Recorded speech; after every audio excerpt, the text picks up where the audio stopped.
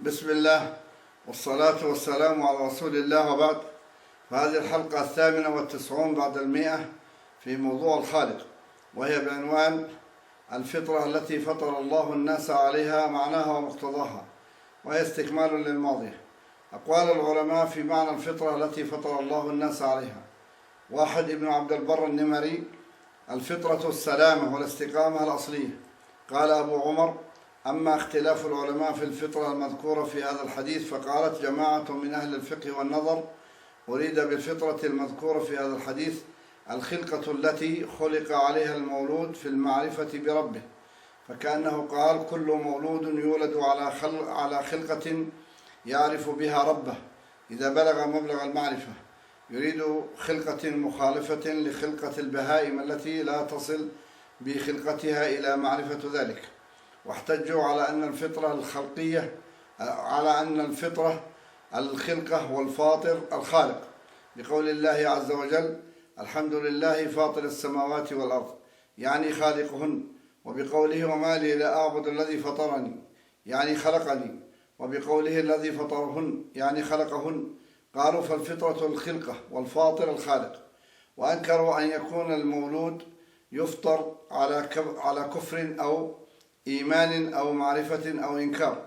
قالوا: إنما يولد المولود على السلامة في الأغلب، خلقة وطبعا وبنية، ليس معها إيمان ولا كفر ولا إنكار ولا معرفة، ثم يعتقدون الكفر أو الإيمان بعد البلوغ إذا ميزوا.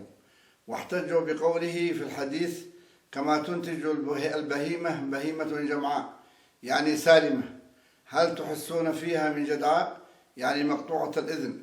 فمثل قلوب بني آدم بالبهائم لأنها تولد كاملة الخلق ليس فيها نقصان، ثم تقطع آذانها بعد وأنوفها، فيقال: هذه بحائر وهذه سوائب.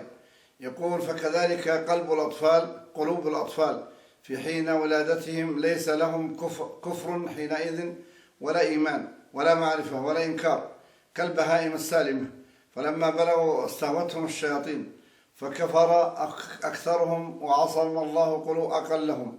قالوا: ولو كان الأطفال قد فطروا على شيء من الكفر أو الإيمان في أولية أمرهم ما انتقلوا عنه أبدا، وقد نجدهم يؤمنون ثم يكفرون. قالوا: ويستحيل في المعقول أن يكون الطفل في حين ولادته يعقل كفرا أو إيمانا، لأن الله أخرجهم في حال لا يفقهون معها شيئا.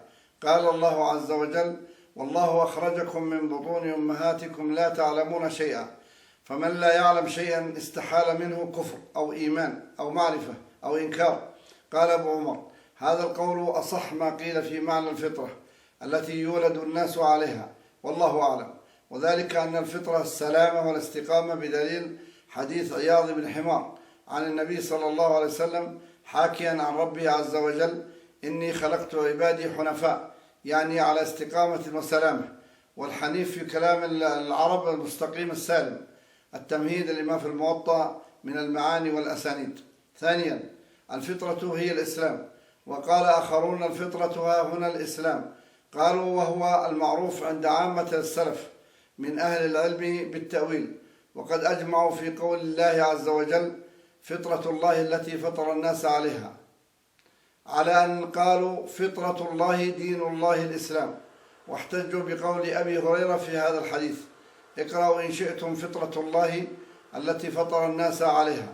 وذكروا عن أكرمة ومجاهد والحسن وإبراهيم والضحاك وقتادة في قوله عز وجل: فطرة الله التي فطر الناس عليها، قالوا: دين الله الإسلام، لا تبديل لخلق الله. قالوا: الدين الله. التمهيد في الموطأ من المعاني والأسانيد. قال أبو عمر: يستحيل أن تكون الفطرة المذكورة في قول النبي صلى الله عليه وسلم: كل مولود يولد على الفطرة الإسلام، لأن الإسلام والإيمان قول باللسان واعتقاد بالقلب وعمل بالجوارح، وهذا معدوم من الطفل، لا يجعل ذلك ذو عقل. والفطرة لها معان ووجوه في كلام العرب. التمهيد. إلى هنا، ونكمل في الحلقة القادمة. السلام عليكم ورحمة الله وبركاته.